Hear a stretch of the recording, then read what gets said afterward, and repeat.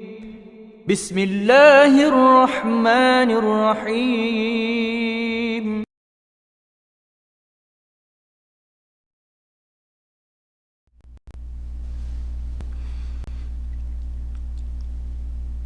أعوذ بالله من الشيطان الرجيم بسم الله الرحمن الرحيم الحمد لله رب العالمين الرحمن الرحيم مالك يوم الدين إياك نعبد وإياك نستعين والصلاة والسلام على أشرف الأنبياء والمرسلين نبينا محمد وعلى آله وأصحابه أجمعين. Assalamualaikum warahmatullahi wabarakatuh. Sa ngalan ng Allah, ang mapagpala, ang mawain, lahat ng papuri, pasasalamat ay kay Allah subhanahu wa ta'ala, ang Panginoon ng lahat ng mga nilikha. Naway ang kapayapaan at pagpapala ng Allah subhanahu wa ta'ala ay mapa sa huling si Propeta Muhammad, sumakanya nawa ang kapayapaan, 10 ng kanyang mga kasamahan, sa kanyang pamilya, sa lahat ng tumahak sa matuwid na landas hanggang sa araw ng paghuhukom. Mga kapatid, mga igsuon, mga kaibigan, mga amigo, samahan niyo po kami ngayon sa aming programa sa pamagat ng programa naming Tao, Bakit Ka Pa Naligaw? Bakit naligaw ang tao sa pamamaraan ng pagsamba sa kanyang Panginoon? Alam niyo ba kung bakit nakabalik pa rin ang mga hayop kahit pa sila ay naligaw ng napakalayo? Tulad halimbawa lamang ng mga ibon, ng mga aso, ng mga pusa, at iba't iba pang mga hayop na sila, kapag dinala mo sa napakalayong lugar, ay tsak na makakabalik pa rin sila. Hayaan nyo, ito ikukwento ko sa inyo ng maikli. Samahan nyo po ako, sana ito ay maunawaan ninyo. Naitanong nyo na ba sa inyong mga sarili kung bakit sa kabila ng napakalayong distansya nakabalik pa rin o nagbabalik pa rin ang mga ibon, ang mga hayop, ng lahat ng mga naligaw, na dinala mo sa malayo, pero nakakabalik pa rin sila.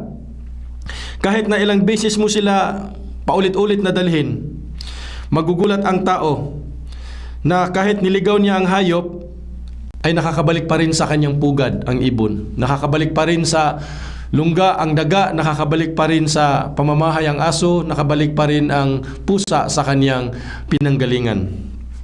Ano ba ang mayroon sa mga hayop? Hindi sila nalilinlang pagdating sa direksyon. Ang mga hayop, hindi sila nalilinlang pagdating sa direksyon. Kapag ang tao ay naligaw, pilit niyang inaalala ang nagdaan ng mga palatandaan upang siya ay makabalik sa kanyang pinanggalingan.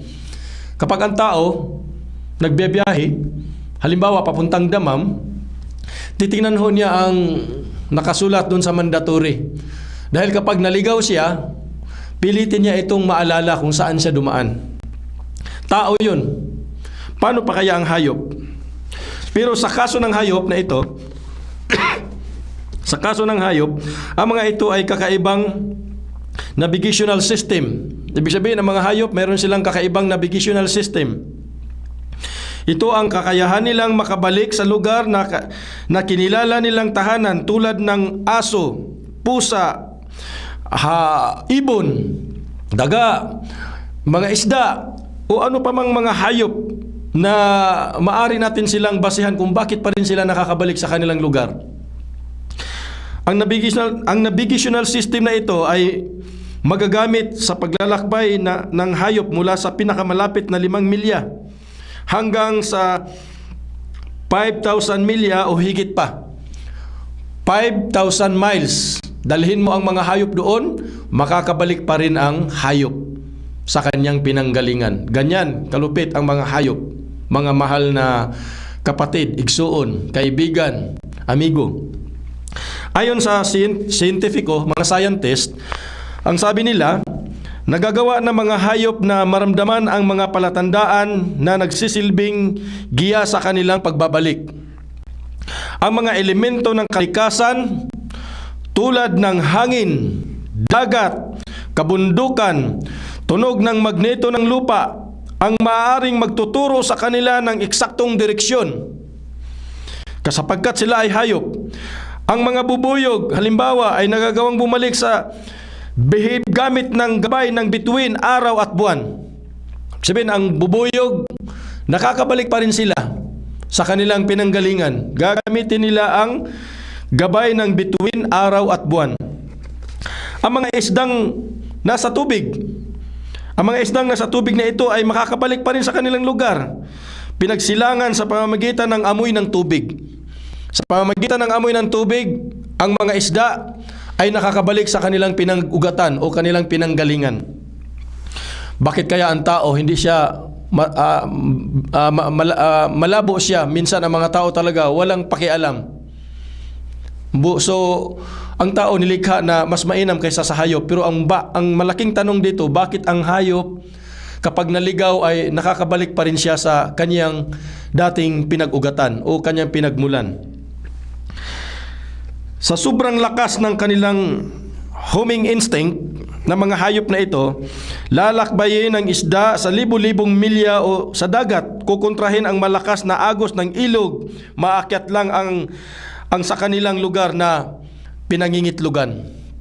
Halimbawa, pag ang isda nangingitlog, kahit pa sila ay makaranas ng kung anuman na pagdadanas na palayo sila sa kanilang lugar, subalit na balikan pa rin nila ang kanilang pinag-uugatan, ang kanilang pinangingitlogan. Ganyan katindi ang nilikha ng Allah subhanahu wa ta'ala. Ang distinct huming behavior ng mga hayop na ito, ang kanilang kakayahan na tukuyin ang direksyon na iba sa kakayahan ng tao. 5 beses ang lakas ng katangian ito ng hayop kumpara sa tao. 5 beses ang lakas ng katangian itong hayop na ito kaysa katangian ng tao, kumpara sa tao. Ayon sa ginagawang pag-aaral at mga eksperimento ni Yasuo Harada, si Yasuo Harada, isa siyang Haponista, isa siyang sa Japan siya. Doon si Yasuo Harada ng Hiroshima University sa Japan, may mga bakas ng mineral na iron sa otolith o panloob na tainga ng ilang mga hayop, particular sa mga ibon at isda. Sabihin, itong mga ibon at isda, mayroon silang panloob sa tainga na itong mga hayop na ito ay may tinatawag na bakas na mineral na iron sa otolith sa panloob ng tainga ng ilang itong mga isda at ibon. Ang otolith organs ay nagbibigay sa mga hayop ng horizontal at vertical. Horizontal at vertical. Ito ang horizontal at vertical since ang iron sa kanilang inner ear ang nagsisilbing kumpas upang maramdaman ang natural na magnetismo ng mundo. Kaya sila'y nakakabalik. Ang magnetized cells sa kanilang utak ay nakakatulong din upang malaman ang timog at hilaga. Ibig sabihin, sa mga isda at saka sa itong hayop na nababanggit, ay nakakabalik sila dahil gamit nila ang kanilang utak at natatandaan nila ang timog at saka hilaga. Ito ay may magnetized cells sa kanilang utak. Magkakaiba ang antas ng kakayahan ng hayop sa pag-alam ng magnetic field sa mundo ngayon. Kaya kung titingnan natin, sino ba ang mas pinakamainam na nilalang? Tayo ba ang tao o ang mga hayop? Kung ikumpara natin, ang hayop hindi makagawa ng ganitong programa, hindi makagawa ng ganitong studio, hindi makagawa ng eroplano, hindi makagawa ng sasakyan, hindi makagawa ng mansyon na bahay, hindi makagawa ng paaralan, hindi sila makagawa, wala silang kakayahan. Kaya sino ang mas pinakamainam? Ang tao, siya ang pinakamainam na nilikha ng Diyos dito sa mundo. Bakit ba naligaw ang tao tungkol sa pagsamba sa dakilang tagapaglikha? Bakit? kung ating babasihan ang mga kapahayagan, nandoon na ang kasulatan. Nandoon na ang mga kautusan. Bakit ang tao ay napakahirap niyang maniwala pagdating sa Diyos na aral galing sa kanyang tagapaglikha? Bakit? Sapagkat mismo ang tagapaglikha nagsabi, ang Allah subhanahu wa ta'ala ay nagsabi, Ya ayyuhal insanu ma garraka bi rabbikal karim alladhi khalaqaka fasawwaka fa'adalak fi ayyi suratin ma syaa rakkabak. Sabi ng Allah subhanahu wa ta'ala, O tao, ano ang nakapanlinlang sa iyo hinggil sa iyong Panginoon na mapagpala? Tao, bakit ka pa naligaw sa iyong tagapaglikha na siya ang nagbigay sa iyo ng pagpapala dito sa mundo? Nagpadala na siya ng mga propeta at sugo para hindi ka maligaw, pero bakit ka pa naligaw? Na siyang lumikha sa iyo, alladhi khalaqaka fasawwaka fa'adalak, na siyang lumikha sa iyo, humubog sa iyo at nagbigay sa iyo ng sukat sa pinakamainam na hubog. Fi ayyi suratin ma syaa rakkabak, sa anumang anyo kanyang ninanais, ikaw ay ginawa niyang ganap na tao. Kaya minsan ang mga tao magsasabi, mana sa akin to, mana sa nanay, mana sa tatay. Of course, sino ang nagwangis ng mga sanggol na yan, ng mga bata na yan? Pinahintulutan ang magkapareho na mukha ng mag-asawa dalawa. Si Allah ang nagwangis dyan at hindi kayo. Kaya bakit panaligaw ang tao? Bakit maraming tao na nag-imbento ng relihiyon at hindi nila sinunod ang tamang relihiyon sa kanilang Panginoon?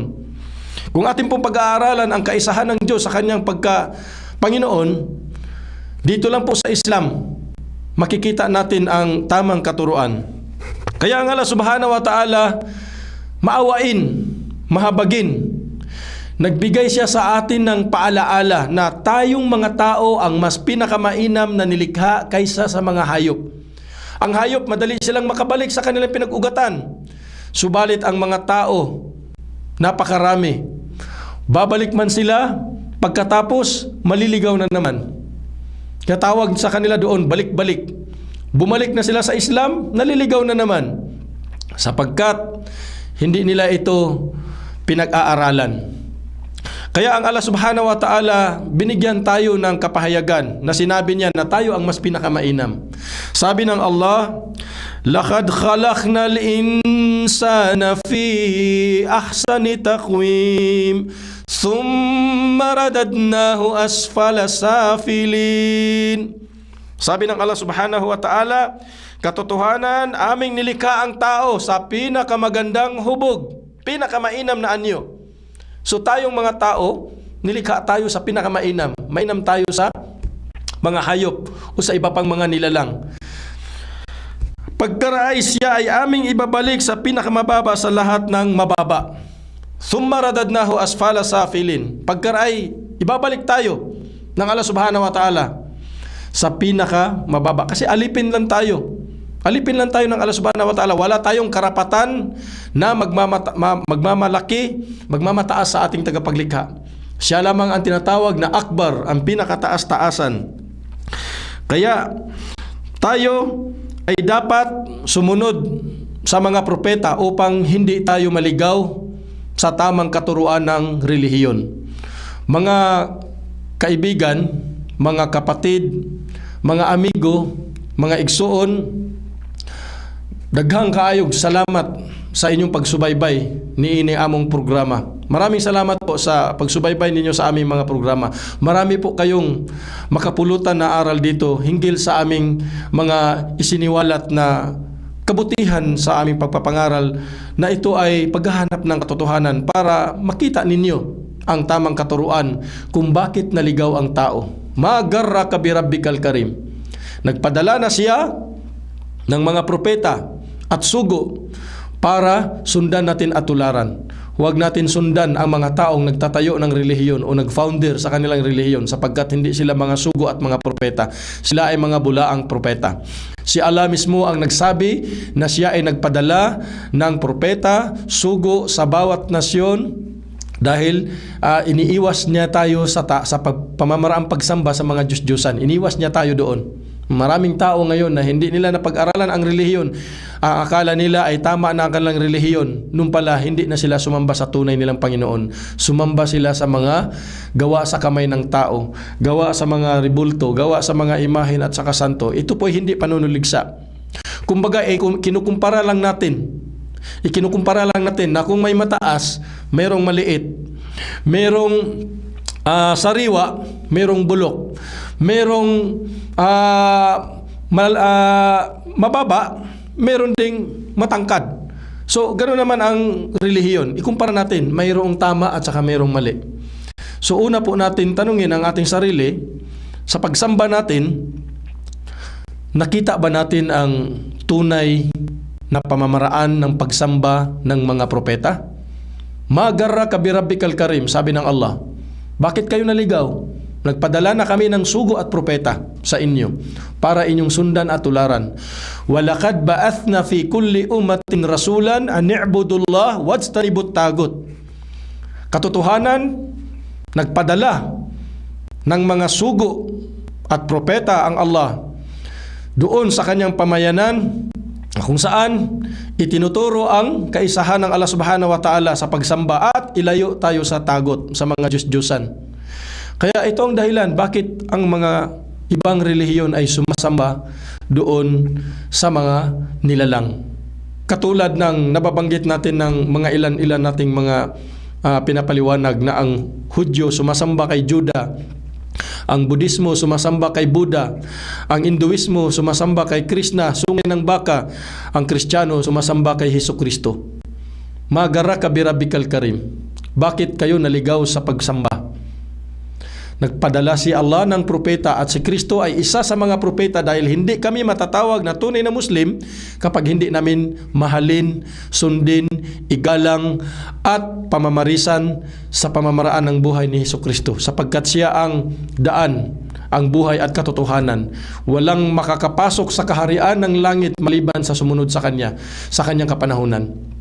Kaya hindi pwede nasambahin si Hesukristo dahil kahit sa isang talata sa Biblia, wala pong nasabi na si Kristo na nagsabi doon na sambahin ninyo ako ang inyong Panginoon. Wala ho.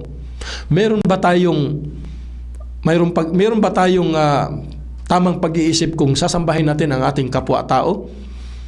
Meron bang Diyos na mamamatay? Meron bang Diyos na nagsisigaw ng Diyos ko, bakit mo ako pinapabayaan? Meron bang Diyos na nagdadasal din sa Diyos? Dahil mababasa po natin, magara ka birabbikal karim. Bakit ka naligaw? Samantalang si Kristo nagsamba doon sa Biblia. Sa Mateo 26, talatang 39, siya ay nagpapatira pa, nagdasal at nananalangin. So ibig sabihin, kung ating pag-aralan ang buhay ni Hesukristo, din makita natin ang katuruan na siya pala ay nagdasal. Yun nga lang, ang katuruan ng mga ordinaryong tao na nagtayo ngayon ng relihiyon, hindi naman nila ito pinapangaral. Pumitas lang sila ng mga ilang talata sa Biblia at yun ang kanilang ipinapangaral na ligaw na katuruan. Kaya mag-ingat po kayo. Mag-ingat po kayo. Kami po ay nagmamalasakit lamang po sa inyo upang igabay kayo sa katotohanan. Wala po kaming hangad dito na iba, kundi ang makita ninyo ang katotohanan. Dahil ito po ang sinabi ni Hesukristo sa 8:32 ng Juan. Hanapin ninyo ang katotohanan dahil ang katotohanan lamang ang magpapalaya sa inyo. Ang tinutukoy ni Jesus Christ doon na magpapalaya, na maiahon ka sa kahirapan kasi nalulubog ka na sa mundo, mas lalo ka pang lulubog at magiging corruption na ang lugar mo dahil nga hindi mo naman sinunod ang tamang kautusan ng Diyos. At yung kahulugan noon na magpapalaya ay hindi ka mapaparusahan sa apoy sa impyerno. Kaya mga mahal naming viewers, mga kapatid, mga igsuon, mga kaibigan, mga amigo, insyaallah, pag-aralan po ninyo ang inyong relihiyon. Marami pong salamat sa inyong pagsusubaybay. Kami po ay nagmamalasakit lamang. Kaya dalangin namin sa Allah subhanahu wa ta'ala naway ipaunawa sa inyo ang aming mga pananalita, ang aming mga ibigay na mensahe, naway magkaisa tayo sa tamang pamamaraan nagpakilala sa Diyos upang hindi tayo maligaw. Subhanaka Allahumma wa bihamdik, ashhadu an la ilaha illa ant, wastaghfiruka wa atubu alaik. Assalamualaikum warahmatullahi wabarakatuh.